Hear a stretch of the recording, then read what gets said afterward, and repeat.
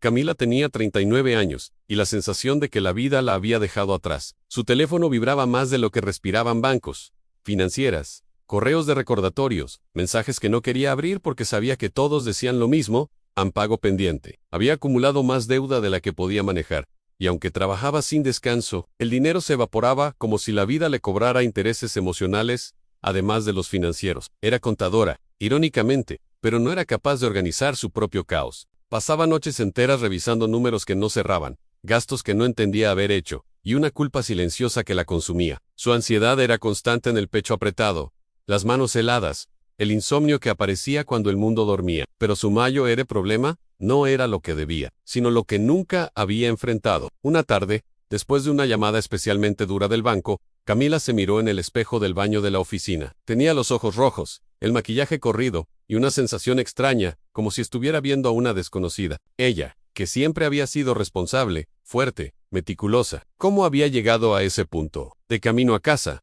decidió bajarse del bus antes de su parada habitual. Necesitaba aire, espacio, silencio. Caminó sin rumbo, hasta encontrar un pequeño parque. Se sentó en una banca y dejó caer los hombros, como si todo su cuerpo confesara que estaba cansado de fingir que podía sola. Fue entonces, cuando una voz suave la interrumpió. Disculpa, ¿estás bien? Era una mujer mayor, de unos 60 años, cabello gris recogido, y una mirada tan profunda, que parecía leer lo que Camila llevaba años escondiendo. Camila intentó fingir. Sonrió forzadamente, pero la mujer negó con la cabeza. No intentes convencerme, yo también pasé por ahí. Camila no entendió a qué se refería, pero algo en esa frase le aflojó la garganta y, sin proponérselo, empezó a llorar. No el llanto silencioso que usaba frente al espejo, sino a no real, de esos que liberan. La mujer se sentó a su lado. A veces creemos que debemos dinero, pero lo que realmente debemos es perdón, dijo con calma. A veces a otros, a veces a nosotros mismos. Camila la miró, confundida, pero sintió que esas palabras la golpeaban en un lugar que llevaba tiempo evitando. La deuda económica es solo el síntoma, continuó la mujer. El desorden afuera siempre revela un desorden adentro. La mujer se presentó como Elena, psicoterapeuta retirada que solía caminar por ese parque todas las tardes. Camila, sin saber por qué, terminó contándole su historia a la presión de tener que ser siempre perfecta.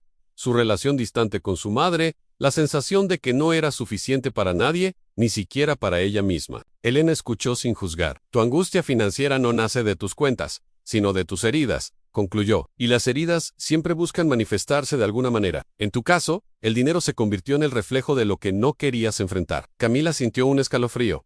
Nunca lo había visto así. Si quieres empezar de verdad, agregó Elena, tienes que ordenarlo de adentro antes de ordenarlo de afuera. Ese día fue el primero en años en el que Camila respiró un poco más profundo, pero aún no sabía que ese encuentro cambiaría su vida. A la semana siguiente, Camila volvió al parque, y a la siguiente, también. Elena siempre estaba allí, como un faro en medio de su tormenta personal. En esas conversaciones, Camila empezó a desentrañar el origen de su caos. Descubrió que su necesidad de gastar estaba conectada con una profunda sensación de vacío. Compraba cosas que no necesitaba para llenar huecos emocionales, para darse pequeños premios en una vida que sentía que no la recompensaba. Era una forma de sentir control, de darse un cariño que no sabía cómo pedir. Gastaba en ropa cara para sentirse más segura en el trabajo, en cenas lujosas para no sentirse sola los fines de semana. Cada compra era un parche temporal para una herida mucho más profunda. Elena la guió con preguntas sencillas pero poderosas. ¿Qué sientes justo antes de comprar? ¿Qué buscas realmente con ese objeto?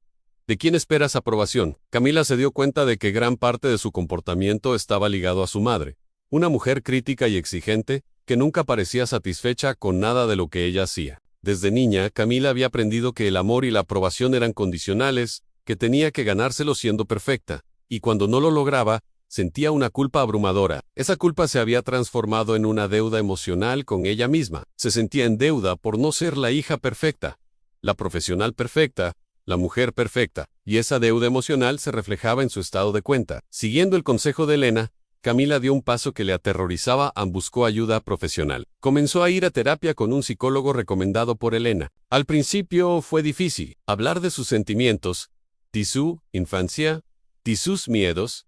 Se sentía como abrir una caja de Pandora.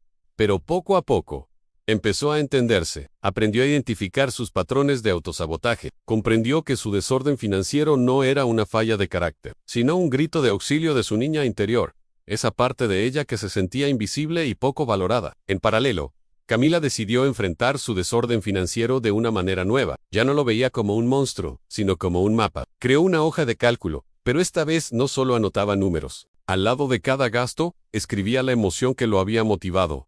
Soledad, estrés, necesidad de validación. Fue un ejercicio revelador. Vio en blanco y negro cómo sus emociones dictaban sus decisiones financieras. Empezó a implementar pequeños cambios. En lugar de ir de compras cuando se sentía ansiosa, llamaba a una amiga. En lugar de pedir comida cara para evitar la soledad, se inscribió en una clase de cocina. Empezó a llenar su vida de experiencias significativas, en lugar de objetos vacíos. También consolidó sus deudas y creó un plan de pago realista. Por primera vez, no lo hizo desde la culpa, sino desde el amor propio. Cada pago que hacía no era un castigo, sino un paso hacia su liberación, tanto financiera como emocional. El camino no fue fácil. Hubo días en que la ansiedad volvía, días en que la tentación de gastar era fuerte, pero ahora tenía herramientas. Aprendió a meditar, a escribir en un diario, a simplemente sentarse con sus emociones, sin necesidad de huir de ellas. Lo más difícil fue enfrentar la relación con su madre. En una conversación valiente y llena de lágrimas, Camila le expresó cómo se había sentido durante toda su vida. No la culpó, simplemente compartió su dolor. La reacción de su madre no fue la que esperaba. No hubo una disculpa inmediata, pero algo en la dinámica cambió. Había un nuevo respeto, una nueva comprensión. Camila entendió que no podía cambiar a su madre, pero sí podía cambiar la forma en que su relación la afectaba. Dejó de buscar su aprobación y empezó a darse la suya propia. Un año después de aquel encuentro en el parque, Camila era otra persona. Había pagado más de la mitad de su deuda, pero lo más importante era que la deuda emocional estaba casi saldada. Ya no sentía ese peso constante en el pecho. Dormía, sonreía más a un día. Mientras caminaba por el mismo parque, se encontró de nuevo con Elena y Camila. Corrió a abrazarla. «Gracias», le dijo, con la voz quebrada por la emoción. «Me salvaste la vida». Elena sonrió con esa calma que la caracterizaba. «No, querida, tú te salvaste a ti misma. Solo necesitabas que alguien te recordara que tenías el poder para hacerlo». Camila se sentó en la misma banca donde todo había comenzado. Miró a su alrededor, y por primera vez en mucho tiempo, no sintió que la vida la había dejado atrás. Sintió que por fin estaba viviendo su propia vida, en sus propios términos. Se dio cuenta de que su mayor riqueza no estaba en su cuenta bancaria, sino en su paz interior. Había descubierto que el verdadero balance no se encuentra en los libros de contabilidad, sino en el corazón, y esa era una lección que valía más que todo el dinero del mundo. Al día siguiente, con un nudo en la garganta, pero con una extraña determinación, Camila buscó el número de Elena y la llamó. No sabía qué esperaba de esa llamada. Tal vez un milagro, tal vez solo una voz que no la juzgara. Lo único que tenía claro era que la vida que llevaba se había vuelto insostenible. Un callejón sin salida, lleno de ansiedad y números en rojo. Elena respondió con una calidez que desarmó a Camila por completo, y la invitó a tomar un café en una pequeña cafetería del barrio, un lugar discreto y acogedor. Sentadas una frente a la otra, con el aroma del café flotando en el aire, Camila sintió la necesidad de ser brutalmente honesta. Miró a Elena a los ojos y le dijo, con la voz temblorosa: «No puedo pagarte una terapia. Apenas logro pagar mis cuentas a fin de mes». Esperaba una reacción de lástima, o quizás un rechazo educado. En cambio, Elena simplemente sonrió, una sonrisa genuina que parecía iluminar su rostro. «No te pedí dinero, te pedí compromiso», le respondió con calma. «Esa es la verdadera inversión, la única que realmente importa». Y así empezaron. No eran sesiones formales con un diván y un cronómetro, sino conversaciones, pequeñas charlas informales en esa misma cafetería, o paseando por el parque, que poco a poco fueron abriendo ventanas en el oscuro interior de Camila. Cada conversación era como encender una luz en una habitación que había permanecido cerrada durante años. Durante esas charlas, Camila descubrió algo que había estado enterrado bajo capas y capas de negación, algo que jamás había querido admitir ni siquiera a sí misma.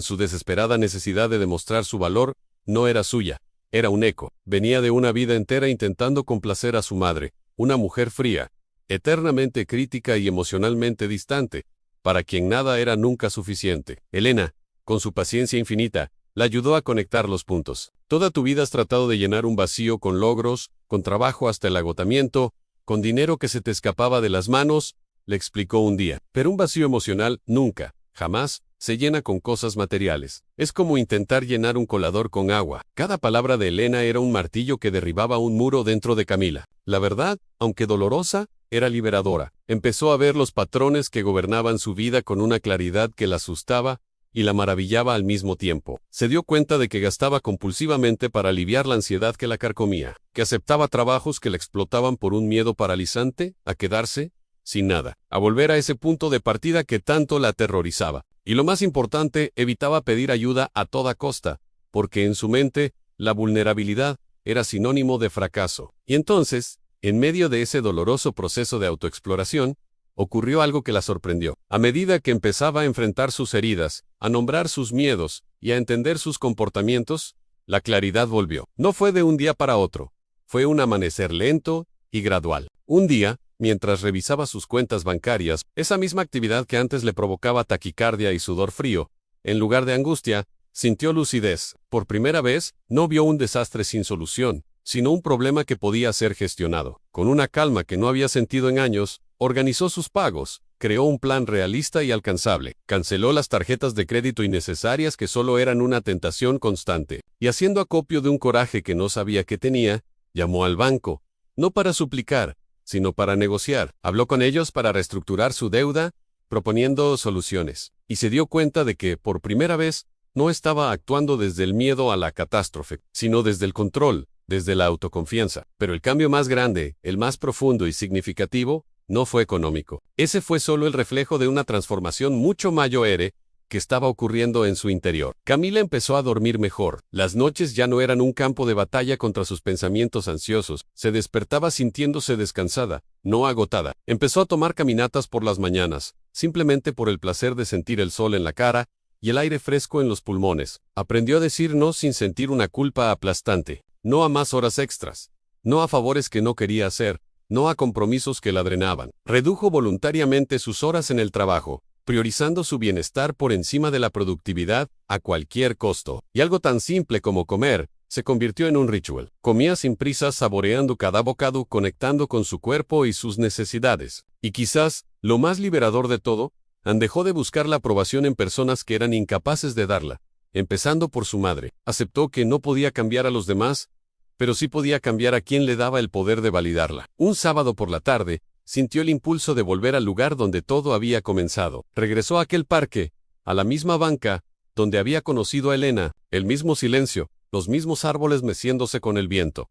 Pero ella era distinta. Ya no sentía el peso del mundo sobre sus hombros. Mientras estaba allí, perdida en sus pensamientos, vio a Elena acercarse con su habitual sonrisa serena. Se sentó a su lado, y después de un momento de silencio cómodo, le preguntó, ¿cómo te sientes? Camila la miró, y por primera vez en mucho tiempo, sus ojos brillaban no con lágrimas, sino con una paz profunda. Ligera, respondió con una simplicidad que lo decía todo. Descubrí que mi mayor deuda no era con el banco, era conmigo misma.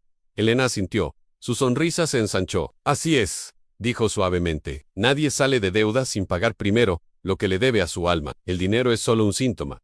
La raíz siempre está en otro lugar. Ese día, en esa banca, Camila no lloró. Sonrió en una sonrisa genuina, tranquila, que venía desde adentro. Y en ese instante supo, con una certeza absoluta, que estaba empezando una vida nueva. No porque tuviera más dinero en su cuenta.